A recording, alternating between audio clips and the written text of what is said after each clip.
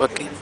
At the beginning of the Syrian revolution, there was a lot of young people have taken to the web, taken to the social media. It continues to this day. Are there, have you guys seen from the outside, some elements that are interfering with that? In other words, is the regime trying to stop certain accesses to the social media, or that's preventing the young Syrians from... And that was part of the effort initially when this whole network of social media was set up in order to cover the events and the uprising developments in the country. We used to do things ourselves in the initial first days, and we managed people, then we managed teams, then things went into a very developed statute.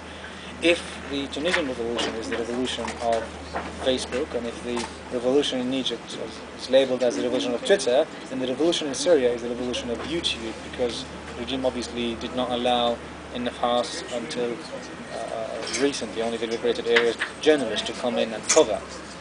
So every citizen who was demonstrating and every activist turned into a citizen journalist, documenting whatever is happening through their mobile phones, cameras and lenses.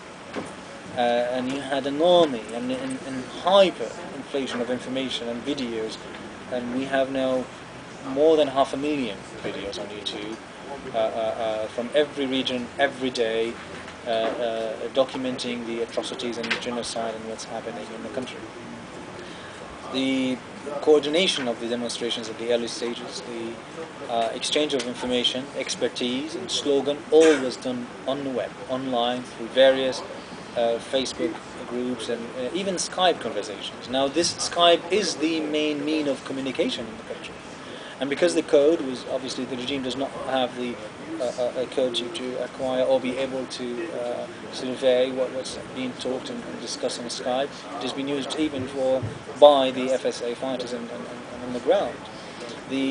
All the operations, the military operations or civilian and violent activities that take place also gets uploaded almost immediately, sometimes live through live streams, or almost immediately uploaded on YouTube, and tweeted as it is happening, and shared on Facebook so people can share it and comment on it and exchange ideas.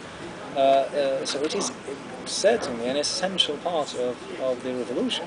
Now the regime tried to, through tens of different techniques, to manipulate that to its own favour, sometimes lowering the upload capability of the GSM network, so people are not able to upload videos using GSM to only a 4 or 5 kbps or something, or lower, or cut the internet entirely off in certain areas and neighborhoods when they have military operations, but people still depend on the satellite modems to uplink their videos and images, or have live feeds. We managed to get live feeds in the early days.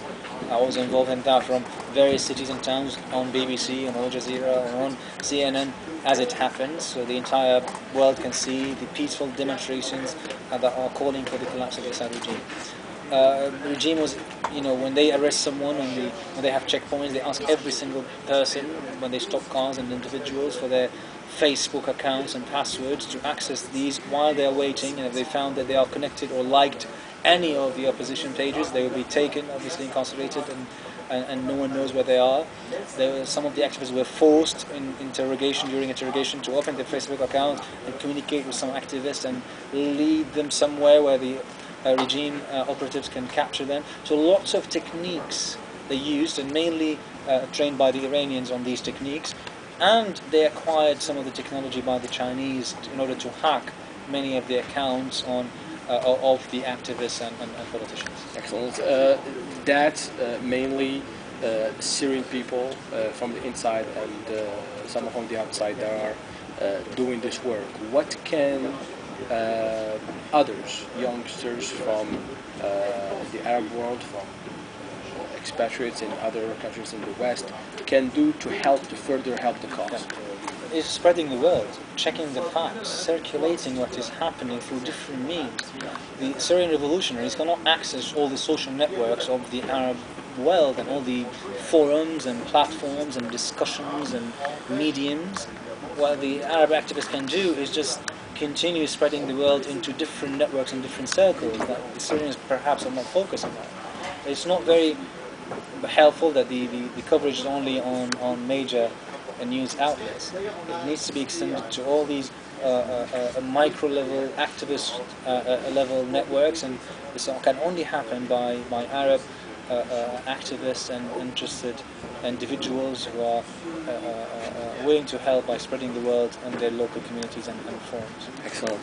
Aussama, thank you very much for taking the time. Thank you. And we are with you guys. Thank you. Anything we can do to help, please let us know. Thank you for the opportunity. Thank you. Thank you very much.